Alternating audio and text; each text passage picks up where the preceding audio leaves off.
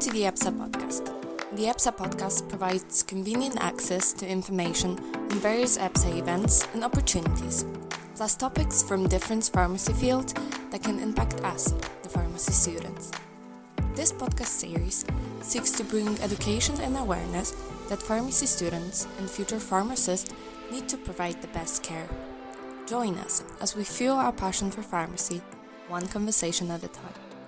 Prepare to learn more, be encouraged and inspired.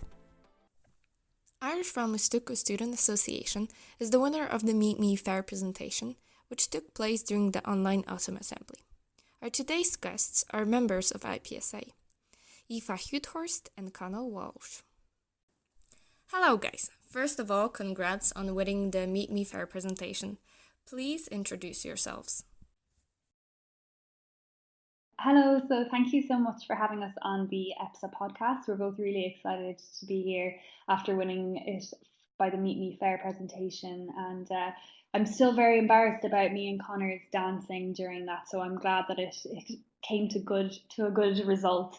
So my name is Aoife. I'm a fifth year pharmacy student in Ireland with the Royal College of Surgeons, and I'm on IPSA, and my role is Vice President of External Affairs, and I'm also LS for EPSA, which I have gained so much experience from, and I'm really, really enjoying being the LS for EPSA.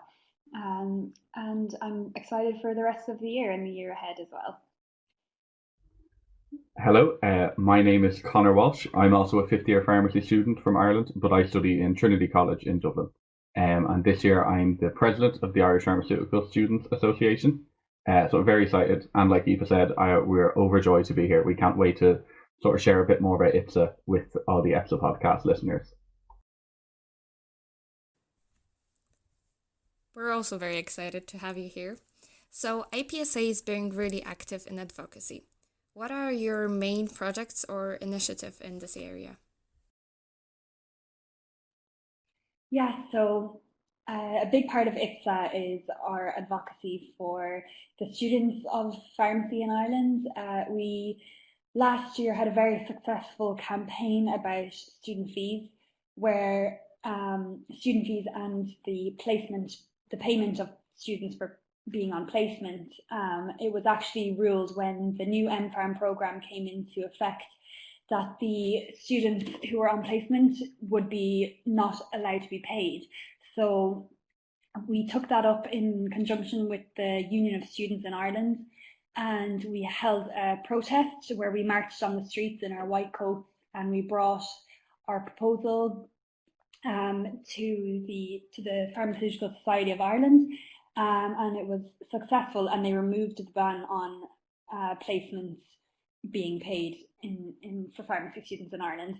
So we were really driven by this, and we are continuing to fight about the increased MPharm fees at the moment. So we released a position paper recently. We are collecting survey results from the students around Ireland, and we are going to use that to advocate for students to hopefully see if we can get a reduction in the fees or a little bit more help for the students in pharmacy, because we don't want pharmacy to become an elitist course where, you know, you would have to pay a lot of money to be able to do the pharmacy degree. And I'll let Conor go through the care packages that we did recently in association with Clarity Locums for pharmacy students who are working on the front line during the COVID pandemic.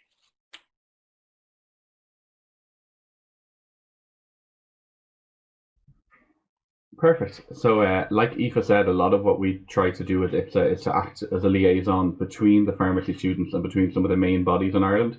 So a lot of that comes from like official ways where we'll work with the pharmacy regulator and the Irish Community Pharmacy Union, that's the IPU, and sort of we like try to get them involved in our campaigns.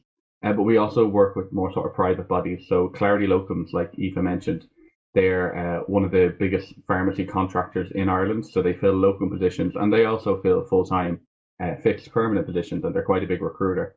And traditionally, they've been very supportive of pharmacy students in Ireland. So this year, we worked with them to try and see if there was any way we could help pharmacy students in Ireland sort of in a more if there was we could help pharmacy students in a more inventive way. Obviously, because of COVID, a lot of our activities that we had planned had to move to an online format, and a lot of our students were quite busy during the pandemic studying, but also working on the front lines. And especially at the beginning of the pandemic, this is quite scary for a lot of them because not much was really known about COVID or what it was or what the implications could be.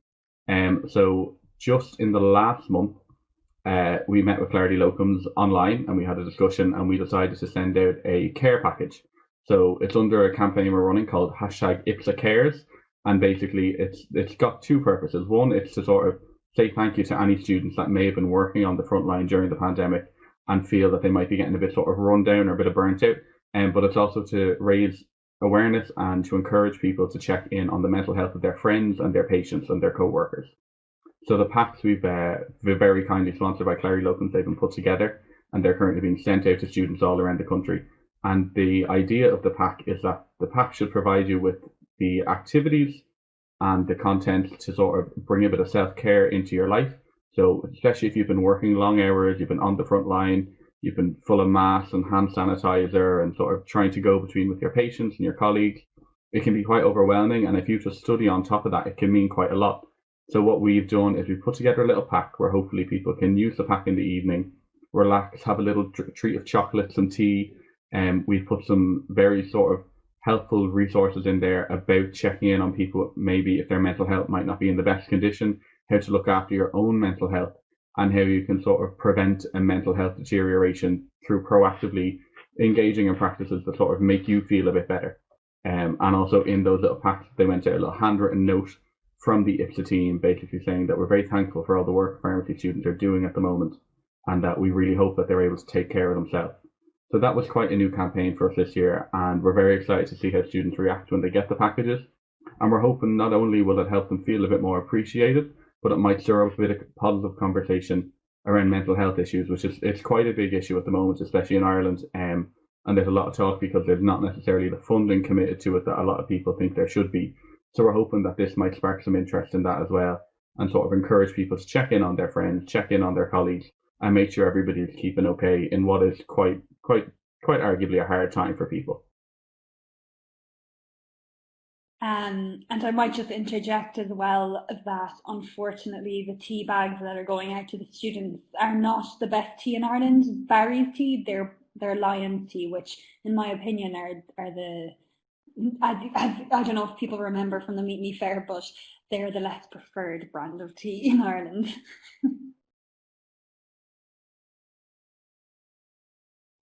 I might also jump back in. Aoife and myself, I think we'll both agree we work really well together and we get on really well together. But one thing we do not agree about is the brand of tea that is the best to be drunk in Ireland. And this is really divisive in Ireland anyway, but especially within the IPSA committee, there's quite a lot of debate about this. And actually one point as well that I would just like to actually say about pharmacists and pharmacy in Ireland because of the COVID pandemic. We were delighted to hear that a few days ago it was approved that pharmacists would be part of the COVID vaccination implementation in Ireland. So it's great to see this being, continued and that pharmacists are shown to have an important role in healthcare in Ireland. So I just wanted to add that in as well. If that's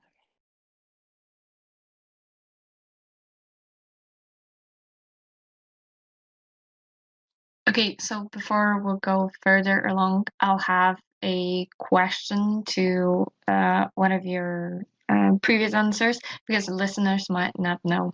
So, okay, so could you elaborate a little bit more on what a student's placement? Because I don't think our listeners quite understand what that means.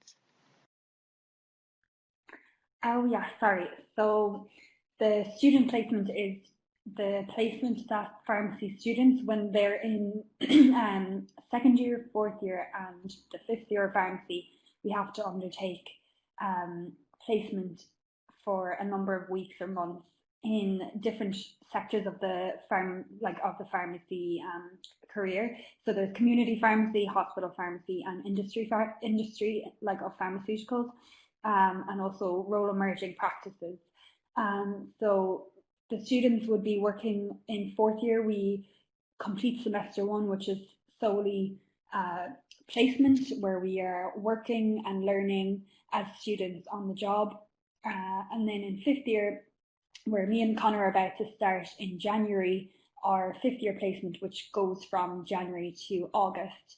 I myself am working in a community pharmacy, so I'm really excited to learn more and develop my skills to be working in a community pharmacy while on placement. And that's it. I don't know if Connor has any more to say.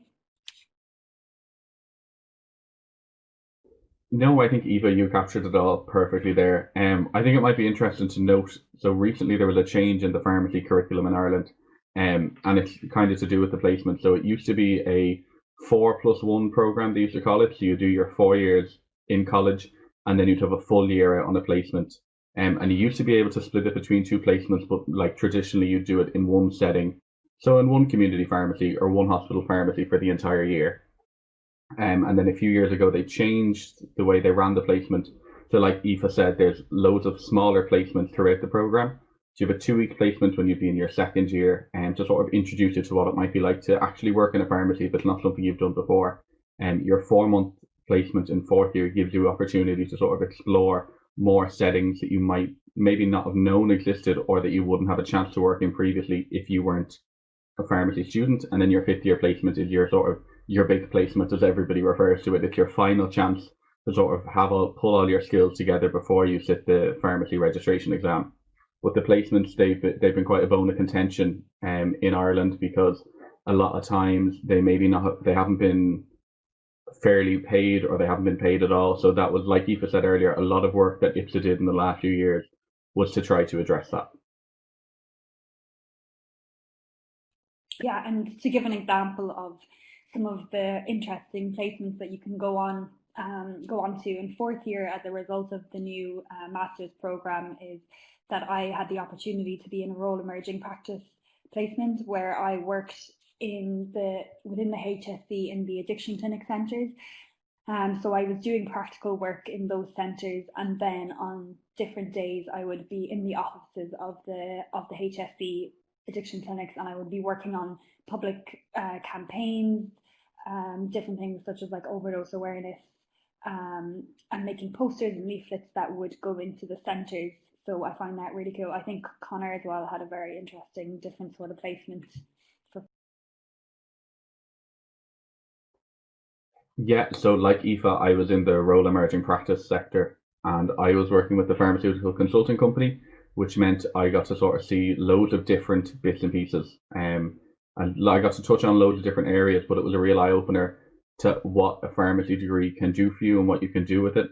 So I was very lucky that I got to travel during my placement, and I got to go to South Korea for 2 weeks, which is something that I never would have considered to do before. But it was something that sort of these placements really highlighted to us, was that pharmacy has such a varied career path. And I feel like this is something that whenever we go to an EPSA event, this is what we always get talking to other EPSA members, is that there's so much you can do with a pharmacy degree, and there's so many places you can go and travel, not only countries and continents, but different sectors. So I feel like that's something that we sort of maybe have both learned, not only through our placements, but through working for EPSA and with EPSA, which is it's quite a nice thought to have. That sounds really amazing. So what did you do in South Korea? So one thing I did was, the company I was working with, they did loads of things, but one thing they did was they ran internal training programs. So that was something I was working on while I was in Korea, was training for different companies and different people, and maybe like different subsections of people within the company. It was really interesting. And again, now training and sort of pharmaceutical training and continual professional development is an area that I have a real interest in, that I would never have explored prior to my placement. So in this way, the placements are brilliant. They open your eyes to so many things. Okay, so let's go to the fun part of that episode. We would like to hear a bit about your beautiful country and its tradition. So I'm gonna ask you a couple of questions, and you'll tell me if it's true about Ireland, okay? Is it true that a lot of people have red hair in Ireland?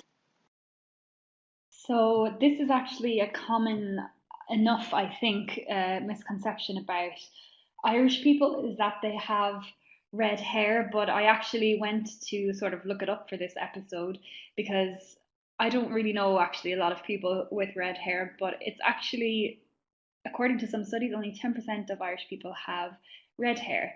So the traditional Irish look, to call it, would be actually, I think it is, maybe Connor can confirm this, but I think it's black hair with green eyes actually is like the traditional old Irish look. Yeah, I think so. I think when people think of Irish people, it's like the freckles and the big green eyes and the big red hair. But I think, like Aoife said, that's rare enough to come across. I'm trying to think now. I'm doing a really quick profile of most people that I know in my head, and I think traditionally, definitely, it tends to be sort of like paler skin, very dark hair, sort of big eyes, big green eyes, yeah, green like emeralds.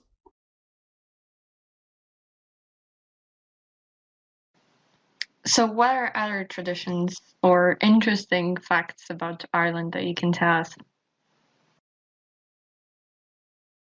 Another common misconception is that Irish people say top of the morning to you as a greeting to each other.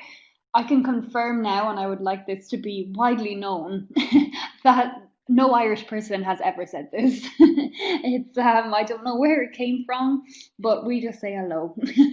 Or if you want to know the hello in Irish, which is our native language, it's diagwit. So that's how you would say hello in Irish. I have to say that the fact about top of the morning to ya just broke my heart because that was the sweetest greeting you could ever think of.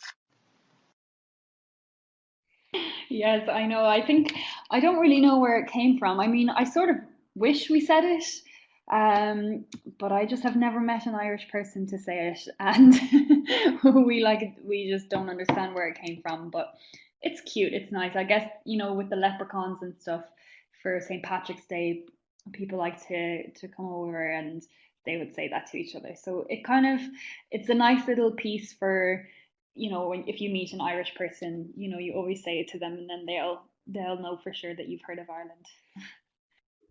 Yeah, so I just like to totally agree with Eva there. I think outside of people quoting it from films, I have never had anybody who greet me with top of the morning to you.